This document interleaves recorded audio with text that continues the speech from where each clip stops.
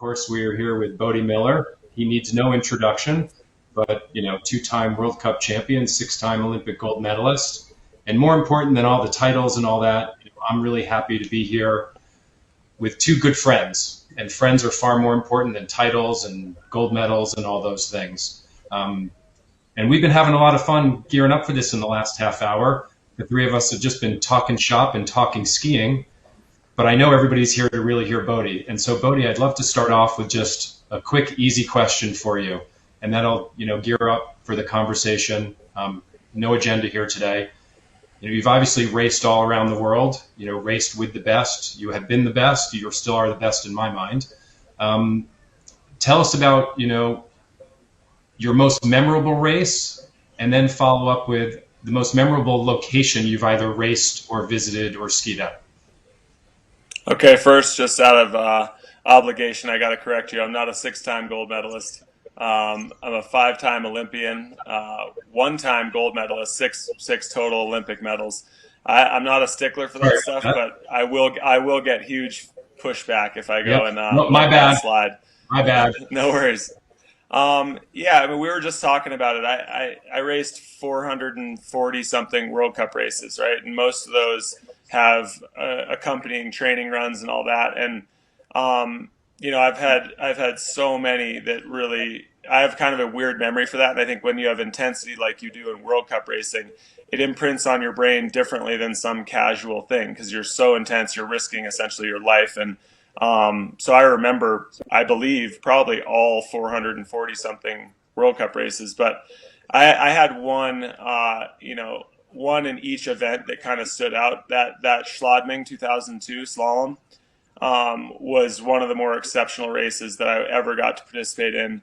That I think there was around 60,000 people, night race. It finishes right in town, and the Austrians were a powerhouse in that little phase. They were just overly enthusiastic, and they're so patriotic. But I was one of the people that kind of maybe bridged that gap between their nationalism, where they cheered really hard for the Austrians, but they also really cheered hard for me. And I had such a different approach and style and personality to the Austrian team. So I think they really could relate to that. That race was spectacular. And a buddy of mine made a sort of documentary movie on it. And it still is compelling for me to watch, even though I was the one who did it back then. It's just, you get a feel for the energy and the buildup of that race. Everybody skied so exceptionally. It was one guy after another coming down, just putting down incredible skiing and winning. And then the commentators were like, there's no way anybody beats that. The next guy had come down way ahead of him, and then the next guy had come down way ahead of him, and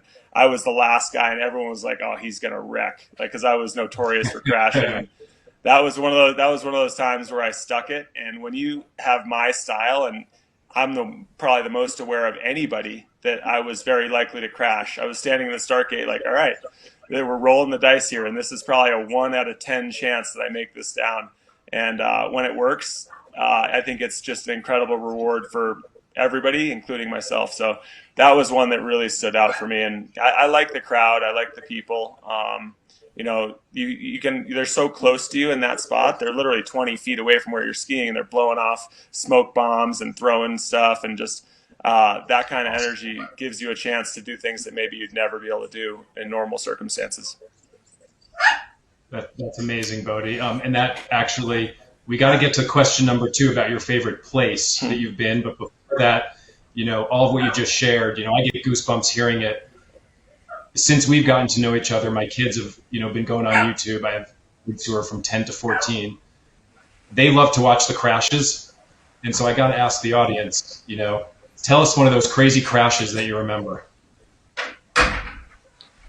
Sorry, guys, my dog was yelling at me. That I think is a harder one for me because I've had so many crashes, and a lot of them look different than they feel. And but I had a crash, actually the crash into the finish line in Wengen, and I think it was 2007, where I won the race, and I really was completely reckless in the last 2 turns.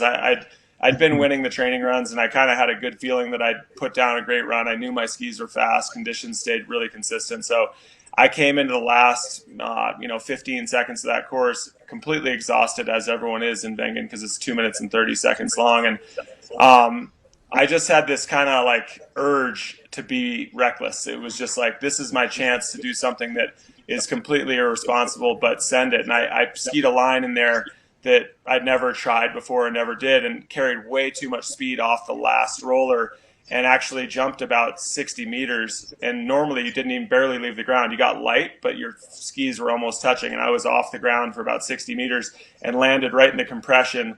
And I remember as I was in the air, I literally looked up. You can see my head. I was looking at the finish line, and normally you'd really spot your landing so you could absorb it or whatever. But I was so tired. I was like, I'm not going to be able to stand up anyway. So why not just, and I looked up and I saw the banner, which I'd never looked at before because it's like head high at that point, even though it's way off the ground. And I saw the whole crowd, and it was like quiet and just a surreal moment right before I just accordioned myself into the ground and smashed into the fence. And I just, those are the things that stuck in my mind afterwards. I would have never done that in any other circumstance, but because I knew I was going to crash, I was in the air and I just committed to it.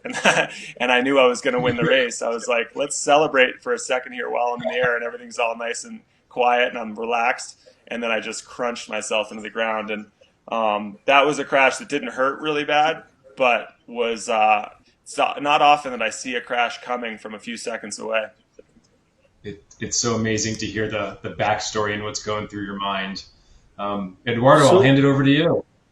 yeah, no, hearing all this, both telling about his race, one that comes to mind for me, it's Bormio when you lost one ski and you had to make most of the run with what was going through your mind when you kept on racing with only one ski, at super high speeds and It's like, have you seen that with the monkey banging cymbals together?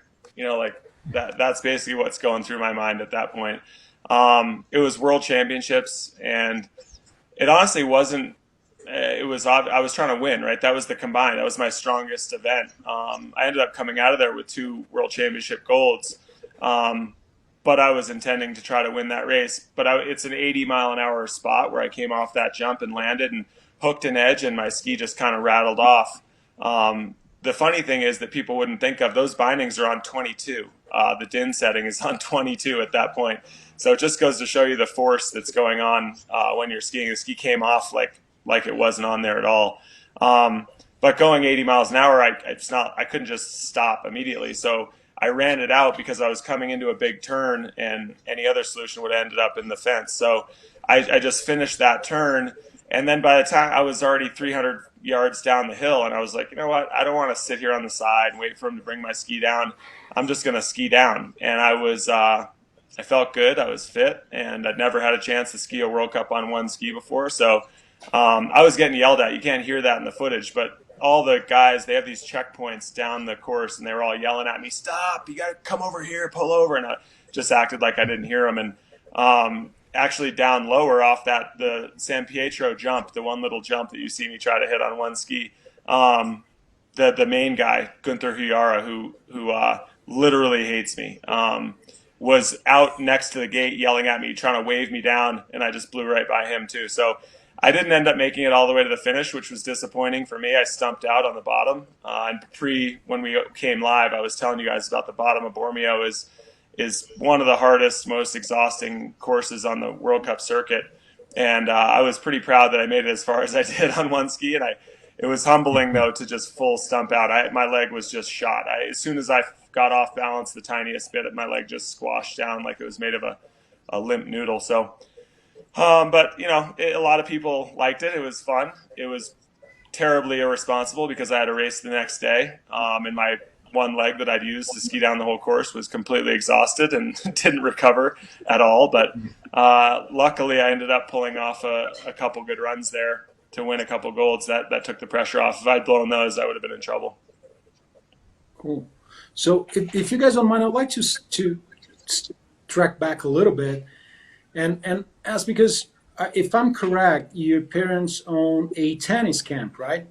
And some of you became a skier. How was that transition from tennis to skiing? And you went to a ski academy. How did you get accepted at a ski academy being a tennis player? How did that go? How Well, did to that be happen? fair, my grandmother was a really exceptional skier. She was borderline Olympics in 1954, and from Lake Tahoe, California. Somehow, my grandfather convinced her to marry him and move to upstate New Hampshire and start a ski lodge. It was originally a ski lodge. This has been had been his dream. He was on the an aircraft carrier in World War II. He was in the Navy, and he'd been dreaming about it and wrote up all this stuff in his journals and everything. And he was apparently a very convincing person, because I don't know if I could convince any woman to move from Lake Tahoe to upstate New Hampshire to run a ski lodge. But and I consider myself fairly convincing. But so they started as that. The first year that they opened the ski lodge in New Hampshire, they had I think 6 guests, and one of the guests was their brother. So that's not a real good economic model if you have 6 guests or customers at your ski lodge. So the following summer, he was like, okay, we need to figure out some way to make this a little bit more economically viable. So he started a tennis camp. So his passion was always being a ski lodge operator or a host. So that continued, even though tennis camp ended up being the more successful in terms of getting people up there and business. He always had that passion for skiing, and all of my mom and her 4 brothers all were racers and skied. So I grew up in a ski culture. We're only 6 miles from Cannon Mountain, which is an exceptional East Coast, small but really steep, icy, challenging hill. So I was really born into sports in general. It wasn't so much specific to tennis. The winters are much longer than the summers in New Hampshire, so our tennis season is about 3 weeks long of actual good tennis conditions, and our winter season's about 7 months long. So I had an incredible opportunity to develop into, I would say more of a utilitarian skier, which is what I consider myself. Growing up there with no coaches or anything else, really, I just figured out how to ski on ice and steep trails and not go into the woods, and that was kind of where that came from. I mean, getting into the school was tricky. My mom, her best friend was the headmaster's wife, so that was a little help. I was not good enough ranking wise to really make much impression on them. And my whole philosophy, and I shared it with them early. I don't think they bought it, but maybe some of them did. Was that I wasn't good then, but be patient. I'm a different type of person and a different type of skier, and I'm going to get good later. And you just have to kind of give me some space and let me develop. And they fought me on that the entire time, but in hindsight, I think it all worked out. Well, you certainly showed them, Bodie, and maybe that leads to the next question: is tell us. I've heard you speak a number of times. We obviously, talk offline all the time. Tell us about, that mental strength you have, the mental capacity to do what you do, and, how that's become such an edge. Yeah, I mean it's weird. I always have a hard time because you never know what's going on in someone else's head, right? I mean, there's racers who are much more successful than I was, and I always wondered how they did what they did. And I think from a young age, I was exposed to athletics in an environment where I was not the best by a long stretch. At my tennis camp, granted, I was much younger, but I was there every summer, and I was watching. I was maybe 6, 5 years old, and I was watching kids who were 13, 14 playing all different sports. So it's a tennis camp, but everyone really kind of did everything. You played soccer, and you jumped on trampolines, and played tennis, and capture the flag, and frisbee, and volleyball. And so I got really good at kind of watching other people and figuring out how to take the parts that I liked about what they did and integrate it to myself. And within that time span of really young, I mean, 5, 6, 7, 8 years old, I realized that the biggest thing in sports was not how good you were, but your tactics, how you approached it, how hard you tried, how much risk you were willing to take. There was all these other factors. There was kids who were way more skilled, but if they didn't do the right thing at the right time or weren't willing to do the right thing at the right time, you could theoretically beat them. And like I said, I started developing that kind of attitude early, and I took it really seriously because I had a bunch of great mentors. My uncle, who was a pro racer, and my grandmother, who like as I said, was pursuing the Olympics, and my grandmother in particular was really articulate and exceptional at communicating sort of complex things to me in this case.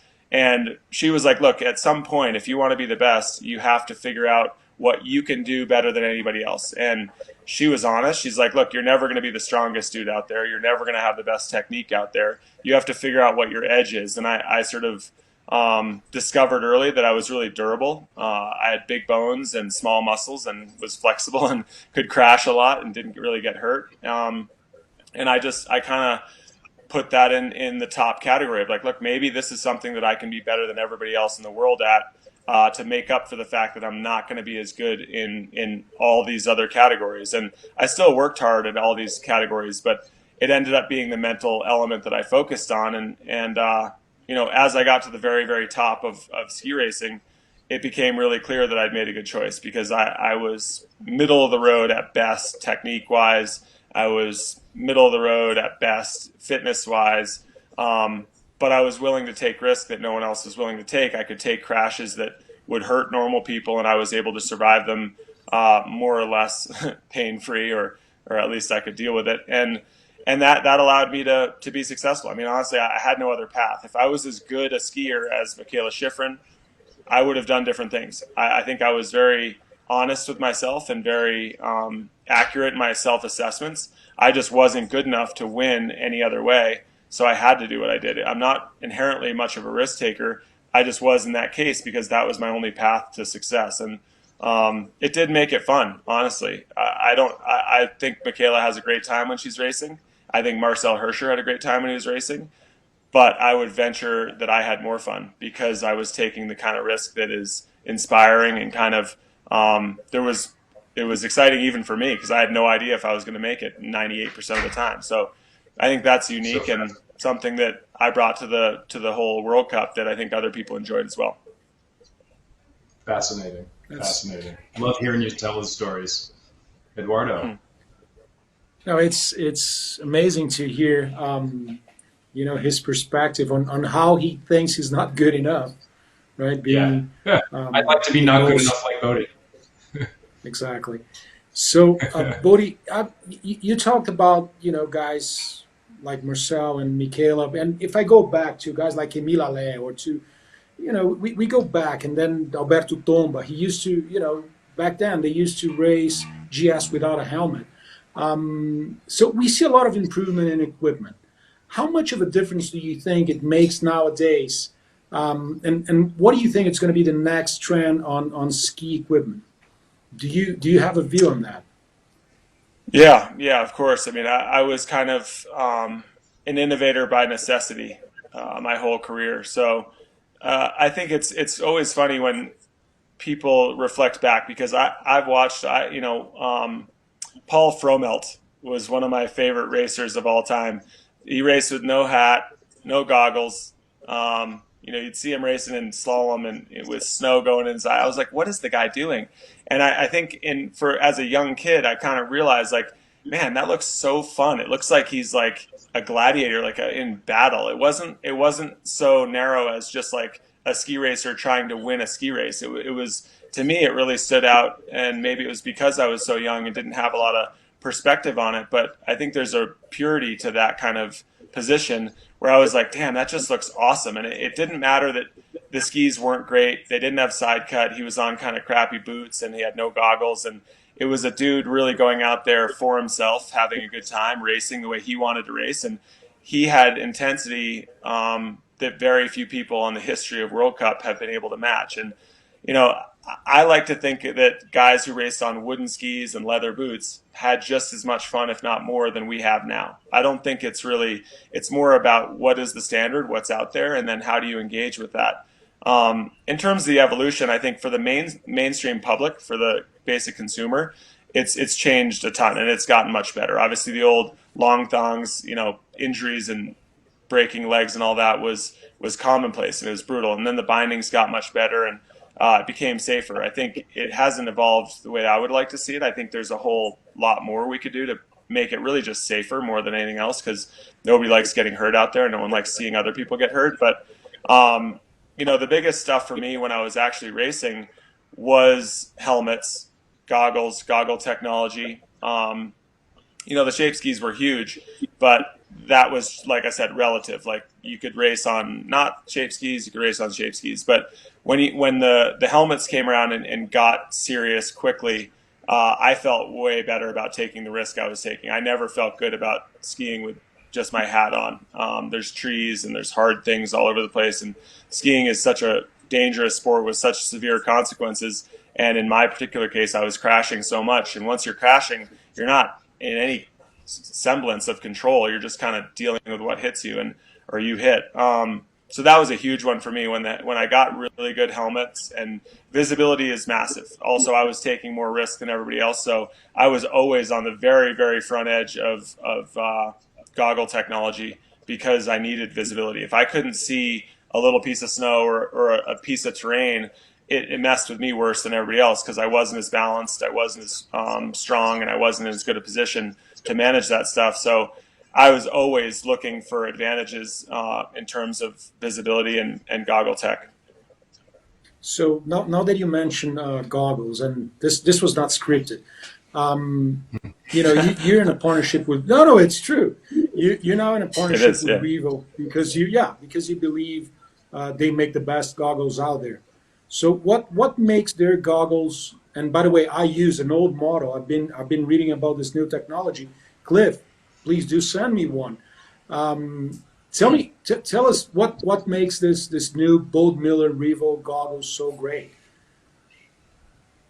Well, I mean, I think there's a lot of things, right? And honestly, I'm the first to admit, right? We have improvement to go. It's going to get better, but what Revo brings is a heritage of performance-oriented innovation and a really strong commitment to doing the best they can. Tons and tons of companies in every industry just do what they have to do to be competitive, and that's it. And they're trying to save money at every turn, and it ends up being a product that is fine and kind of fits in there. And if people like the color or the style, they get it. It drives me up a wall that my kids have like fingerprints all over their goggles and scratches across the middle. I mean, to me, I take my goggles, like I put them in a bag every time. Like, they are my treasure. And I wanted to be involved with a company that could relate to that understood that, like, if any piece of your equipment needs to be taken care of, it's the piece that goes between your eyeball and what you're seeing. And I love the fact that Revo's lens technology is super cutting edge. For me, I have light blue eyes and super sensitive to light, and the photochromatic lenses done correctly is a huge piece for my sort of challenge. And that if I go from light to dark, it takes my eyes a second to sort of adjust. And you need to have a goggle that works over a big span of conditions, because most people don't want to be up there on the hill with 3 pairs of goggles tucked into their pockets, and it's cloudy, and then everyone knows, right? It gets sunny, and it's sunny for an hour, and then snow comes in.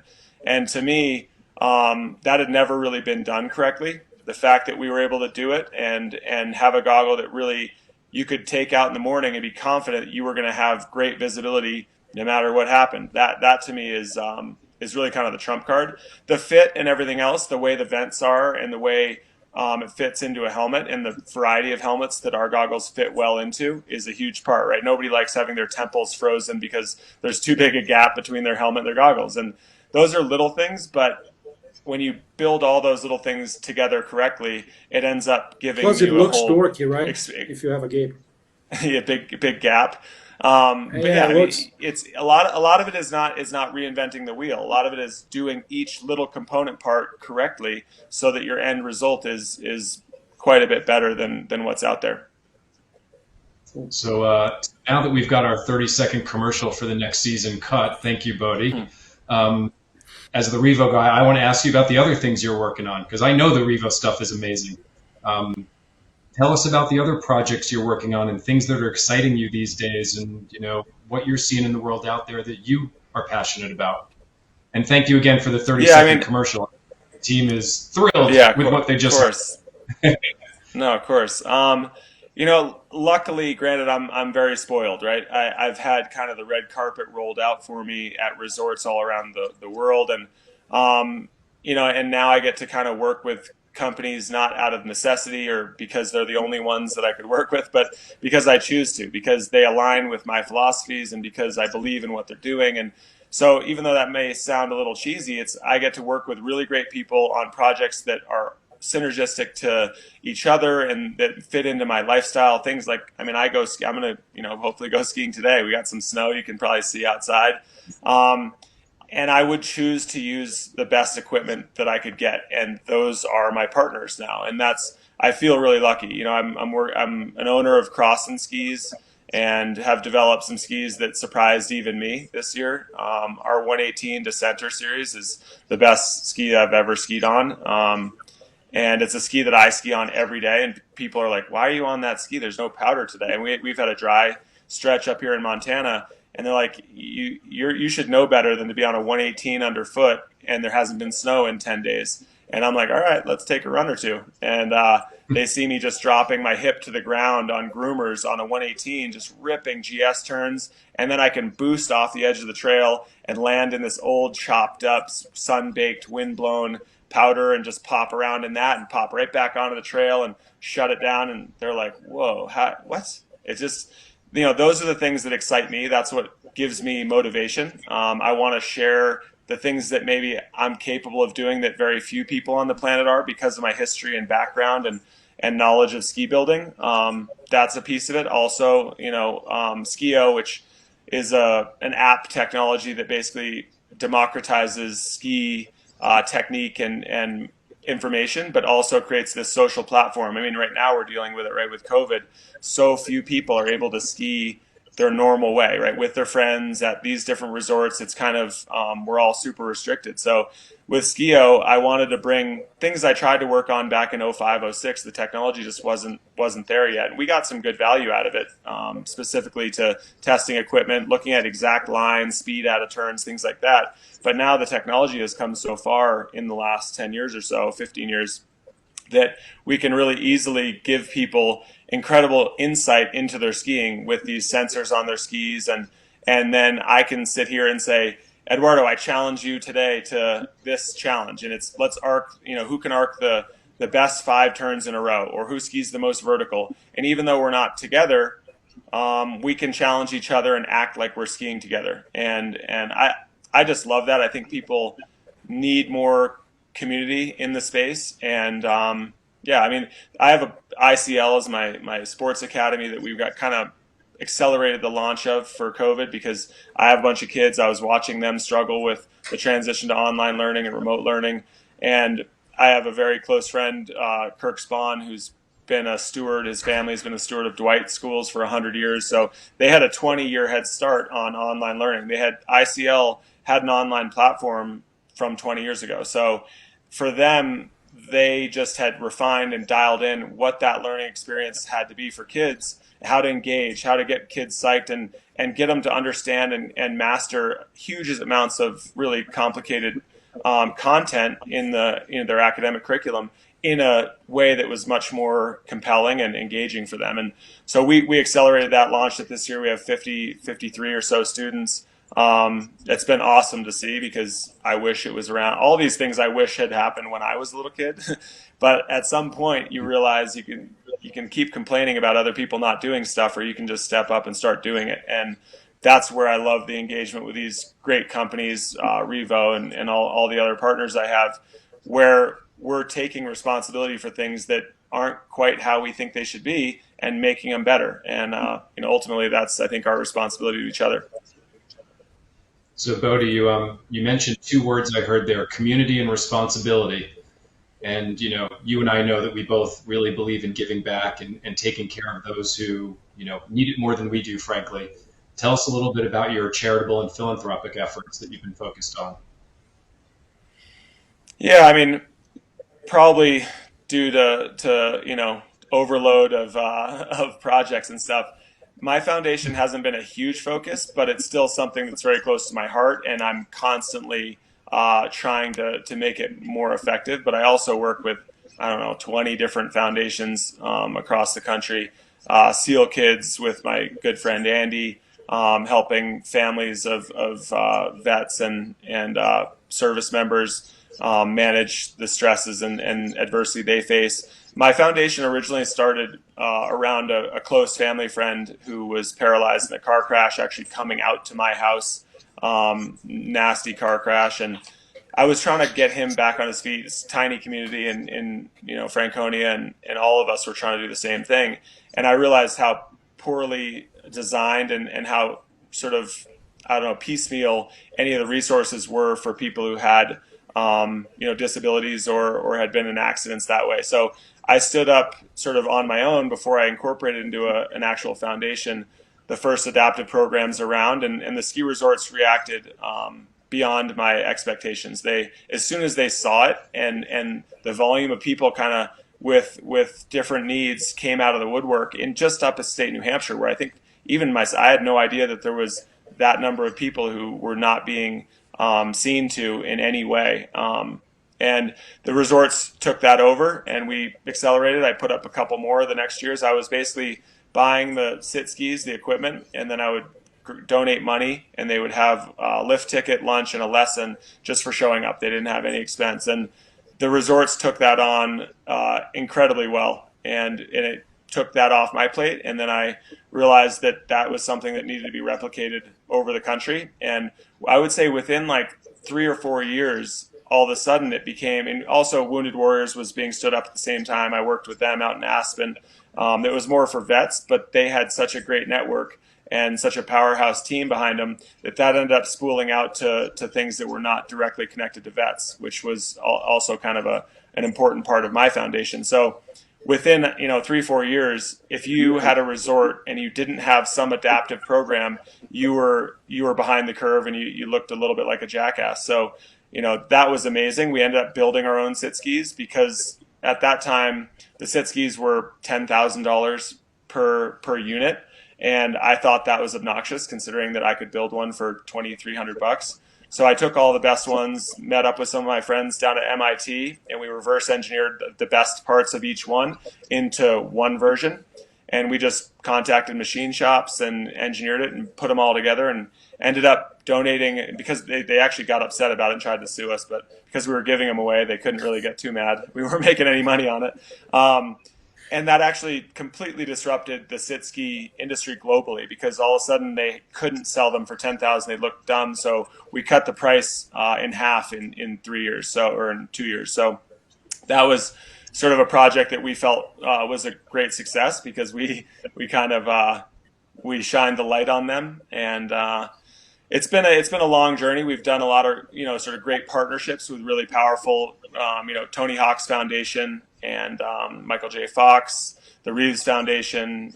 We've had some amazing partners, but we're still super small, super focused on sort of building a community that helps to hub responsibility for the people around you. And we, instead of going global or national and becoming this big, chunky waste of money foundation, we're super lean, super tight, and more of an example for other small communities to do the same thing and replicate. Because if you stay super small, all the people, exactly who you're helping, and ultimately there's higher level of accountability. I think it's really good for the community that we service, and it's been cool. It's been a lot of fun.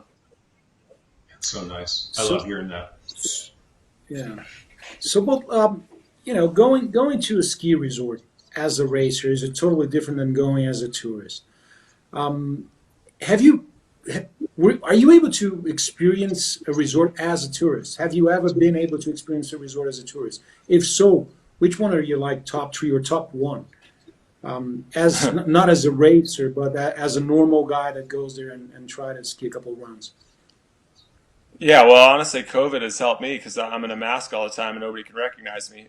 Plus, I don't have all the patches all over, and that was kind of a dead giveaway in the past. But yeah, I mean, I started as a recreational skier, right? And I in my mind, I've always been a recreational skier. I just tried to race as well. So when I was at resorts, I was notorious for getting myself into trouble of the Olympics in Japan, for instance. It was my first Olympics. went over there, and I was there early. My whole family came over. My whole town rallied together to fund my family. We had no money to fund my family traveling to Japan. I put them up with a very close friend who was a fellow student of mine at CVA, who had great resources in Japan, and we got like, I don't know if you guys remember that Nagano Olympics, but it snowed nonstop. We got like 3 feet, and then there was a day where it was less, and then we got like another 1.5 feet, and I was just crushing powder the entire time, right leading up to my races.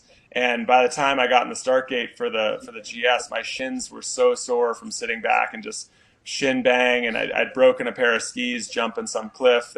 Luckily it wasn't my best pair of race skis, but it was definitely in my race quiver. So I've always been that way, where I didn't take maybe racing as singularly as a lot of racers do, but I also feel like it was a good decision for me because I skipped college, right? I went straight to the ski team. I was not willing to miss my life in pursuit of one award or one trophy or one accolade. And I think that suited me really well. It let me have incredible longevity in the sport because I loved it the entire time. I never felt like I was sacrificing the pleasure of my life. And Japan was exceptional. That was the first time I'd been over there. And that was Nagano. We were at Shikokogen, and I skied basically every square meter of Shikokogen in 10 days. I mean, I put about 75 runs down that mountain. And it was just an unbelievable experience. Solden in Austria. I've had days there that were, you couldn't wipe the smile off my face for a week afterwards. I mean, it's got, over 4,000 continuous vertical. I had a challenge with my coaches to try to go nonstop from the top all the way down to the town without stopping. It's about 12 minutes of continuous skiing, full speed. And I love those kind of resorts that there just don't exist there's not many of those that you can ski on like that. But I still miss the East Coast. One of my pet peeves is lines and crowded slopes. And luckily I grew up in Franconia, where for 3 years in a row I skied every single day that Cannon Mountain was open. So when I think it was 5, 6, 7, I didn't miss a single day. And most of the time I was up there at 7:30 in the morning. It was still dark, and I'd come down at 4. So I was super spoiled. You'd ski down and ski straight onto the lift.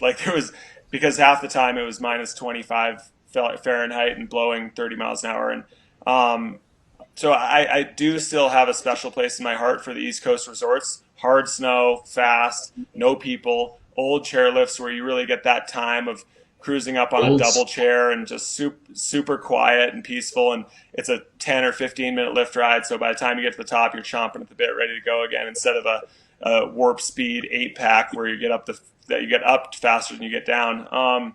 So I mean, those are. I know I didn't really answer your question in terms of specific spots, but I love it all. And I'm in Montana. Big Sky out here is one of the gnarlier mountains globally that I've ever been to. If you go to the top of the tram, I got picked on a little bit because I sort of helped to endorse their triple black diamond rating. And I got a bunch of pushback, like, oh, triple black, what are you just trying to marketing? And I was like, all right, well, if you don't trust me, right, what kind of credibility do I have? But I can tell you, go to the top of the tram and look at the trail that you're saying is shouldn't be a triple black diamond, and you tell me, because I don't want to ski it. You have a very high likelihood of being severely injured. It's a skiable run for sure, and it's off the tram. We had to name it and label it. So this mountain, I think, is one of those that provides exceptional challenge, which is great for me now because I don't really want any challenges, so I can watch everyone else challenge themselves and live vicariously, which I think people did through me for a long time. And now the shoe is on the other foot, so I get to watch these young kids huck themselves down these things. I'm like, what are you doing? And then I just go down the nice groomers and. So that's great. What is you retired from the World Cup circuit and everything? What about some? Because I'm following actually the live on your handler on Instagram, and I'm seeing a lot of people asking for you to go back to the race. Are you planning on going back to the races on the Masters or something, or you You just don't No. care anymore. You No, no, it's not that I don't care. It's just that, I mean, I think, as I said, and I'm not pumping my own tires, but I think I've been very gifted with introspection and reality and humility and things like that. Like, look, I had a great run and I pushed the limits of the sport and I took huge risk and I am able to play tennis and ski with my kids and walk around and I'm not dead or in a wheelchair or with disabilities. And that is incredibly lucky considering the things I did and what I went through. And I think I left everything on the slope, if you will. I didn't. There wasn't anything that I needed to do more of, and 450 World Cups or so, and 5 Olympics. I mean, if anybody thinks that was underserved, I'd like to have a conversation with them because, in my opinion, I was overserved. I have the most races of anybody, the most crashes of anybody. That stuff was all a pleasure for me, and I think I left a lot for people to look at and legacy for other athletes to follow. And now we have our 7 kids. We're in family mode in a totally different set. I don't even, and it happens quick, and maybe more so for me. But like I'm just Nate's dad. I'm just Nash's dad. And like that nobody even thinks of me as a racer, and that I'm totally psyched with that. Like I still have elements that like things like this that I do that are more connected to my past, but life's a long path, and you can't, you can always hang on a little longer. You could always, but in all honesty, I was real good with when I stopped. I was like, this is, I had a good run. Let's go do more fun stuff. And, I don't miss that stress. I mean, as much as, I was a competitor, in the starting gate in Kitzbühel, when the beep starts, you get that 10-second beep and you got to put your poles over the start gate. It's terrifying. I don't care what anybody says. Like, everything gets quiet. Every eye is on you.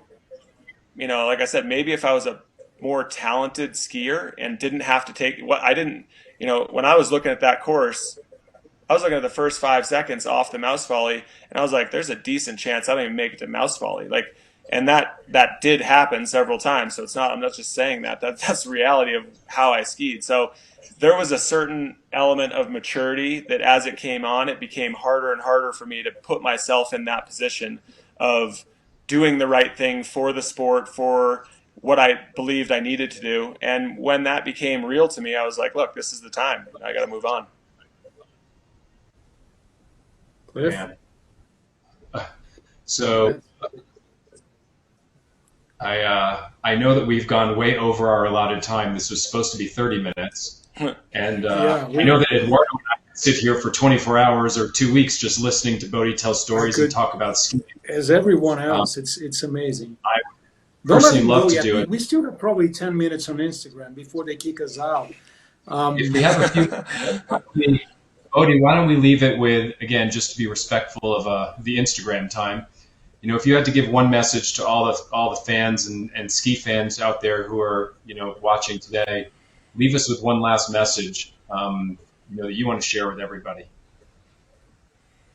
Yeah, it's not my message, but I've shared elements of my grandmother, who was, probably the single most impactful person in my life, even though she passed away when I was very young. But she said, look, there's tools to figure things out, right? You can look at a book to get information. You can have a mentor. But if you can do it environmentally, if you have an environment like skiing that can teach you humility, risk management, inspiration, goal setting, determination, self-reliance. And the reality is people could try to nitpick that, and I could go into very specific things like it does those things. Whether your thing is skiing or not, find something that instills characteristics that are compelling to you, that are inspirational, that you feel have value, and do that thing. For me, I discovered that skiing taught me more than I was learning from anything else in my life.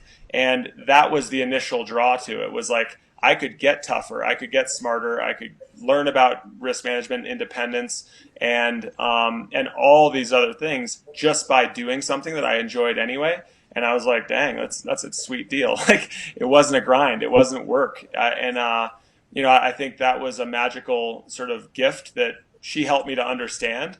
But, again, she was exceptional at explaining stuff like that to a 6-year-old. And, I think that's a message that never gets old and maybe people need to hear more often. But if you find something that can instill personality traits and characteristics that you admire or that you want to have as part of your person, then charge at it. And I would encourage people, if they are skiers, find that in skiing, because a lot of it comes from the way you interact with the mountain and the sport. But if it's not skiing, find something that does it. Wow, Bode, I don't know how to better end a conversation. Even though, again, I think Eduardo and I would love to take the rest of the day off and just chat and talk shop all day.